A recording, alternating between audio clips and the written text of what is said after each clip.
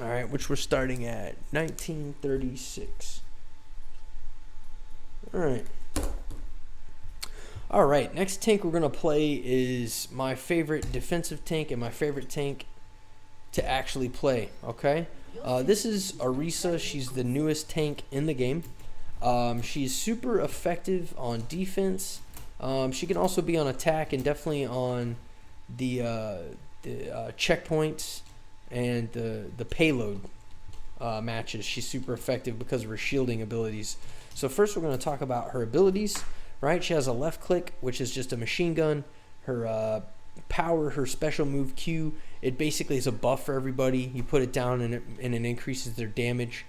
Her E is a protective barrier, which is super effective. Has a super low cooldown for a barrier. She has the lowest cooldown on a barrier, regaining strength, and also fortify. It basically makes her, more.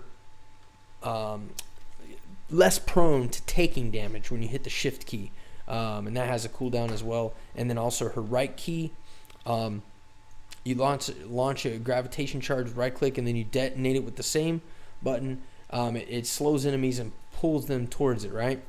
And we'll go over all these abilities. So first let's go over left click. Boom, super effective as long as you can get those headshots. It's also effective at range, so we'll show you this guy down there. The accuracy is still, if you watch it up close, right? See how it's kind of all around? And then obviously far away, those bullets are going to spread out a little bit further. Not too much, it's still pretty accurate. So she has a pretty accurate machine gun. It does pretty good damage for, considering all things. And then that's her left click, pretty simple. Machine gun, super effective. I like her attack for a tank. Next, we're going to take the shield. Okay, you see these two guys shooting it. I could take them out pretty quickly. Bam. I got them with one load of 150 rounds. No problem. I took out two. Let's see if I can take out three. Let's see. Obviously, I stopped shooting, but I got all three. I got a double kill right there. And her shield only lasts a certain amount of time as well. So it has 900. It takes 900 damage. But look at the cooldown on it. The cooldown on it, let's do it again. The cooldown's only 8 seconds, right? So after 8 seconds of damage, I can throw up another one. Okay? Which is super good. So if I, as far as mobility and moving the shield, she could do it, right? Boom. Now my team's here. My team's protected behind the barrier. Now, if my team's standing outside the barrier and somebody ults right here, they're not going to be protected right here, right?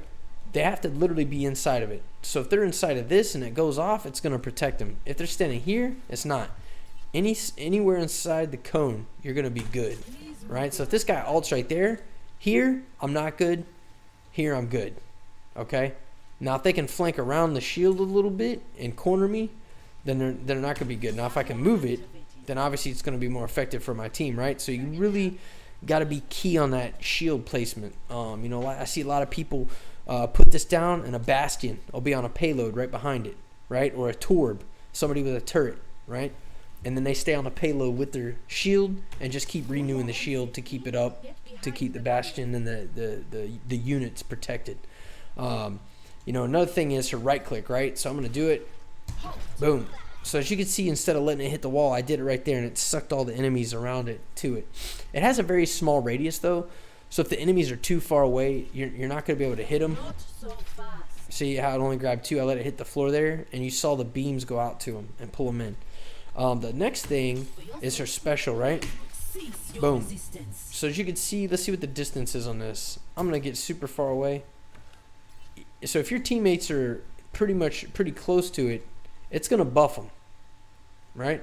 And you can see it has a good lifetime on it, probably say about 8 to 10 seconds. And it basically increases everybody's damage. So what you want to do is you want to combine your special with some of your DPS's ults, right? Don't worry about the healers so much. You want to worry about the DPS's.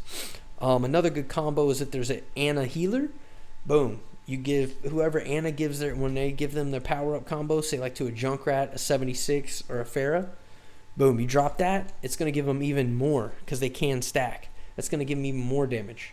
The exact percentages, I can't remember off the top of my head. Definitely check the Reddit forums or the Overwatch forums. I know it's ones, I think it's 30, 20, 30, and 50, or 30, 40, and 50, something like that, the buffs that people can give. But yeah, so definitely use that in combination with other people's ults is what I'm getting at. And then her shift key, right? So her shift key, you know, she stays a monster for like 4 seconds. She takes almost no damage when she's in that mode. She can still take damage, so she's not invincible. Let's see what she can take. Let's see. I'm gonna bust it again. Let's go. Yeah, so she takes less damage. So like there, 4 damage. I feel like she took the same amount of damage, so I don't really understand with these bots how she's taking less damage. Let's try. Let's see. Yeah, each bullet's doing 4 damage. Alright, 4 damage. Let's try again. That takes 4 damage, so it says that she takes less damage, so that's kind of interesting, right? She doesn't take less damage to these guys' bullets, so maybe it's other abilities, or maybe just not training bots. I'm not 100% sure when that becomes super effective. But basically, here's what I do, chat, is when I put my shield down, and I know that that's about to go because I got people just decimating it, I'll hit shift while the cooldown on my shield, and then I'll throw down another shield. That way time's lapse, so I take less damage, less work on my healers, right? Like, that's a good combo. Another thing is, I don't know if I could do it on here, but let me show you for example, right? So see that guy right there? I'm gonna let the ball go past him.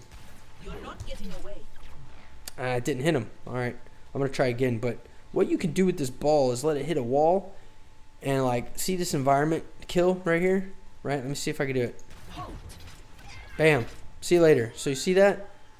I just killed that bot with that. So you can literally use that in places that there's environment. You can hit a lip on a wall, or let me see if I can get it to. Oh, got him. See? So what I could do is I can also right click it, and then you right click again to get it to activate. But remember, the enemy's got to be close enough. So that's super effective where people are kind of close to the edge of the environment.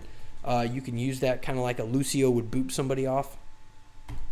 And then you could, you know, utilize that for environmental kills. All right. And that pretty much covers Orisa in a nutshell. If you have any comments, or if you want to go over any other strategies or any other tips, make sure to leave the comments on my YouTube channel on this video. I'm going to be posting up. Remember, she is a shielding taint. You want to protect your friends, your teammates with her shields. You want to utilize those well. You want to put those in a good place, and then in between your shields, use your shift key, and then utilize the right click for environmental kills if you can, when you can, right? That's definitely good, or to get enemies off of a point, or off of a certain area, or off a teammate. Okay, so make sure you leave comments. Make sure you check me out on Twitch, Twitter, YouTube. Hit it all up. Beats for President. Thanks for watching the videos. Peace. All right, let's see what that is. 28 exactly. All right, good videos, short and sweet, right? Orisa. All right.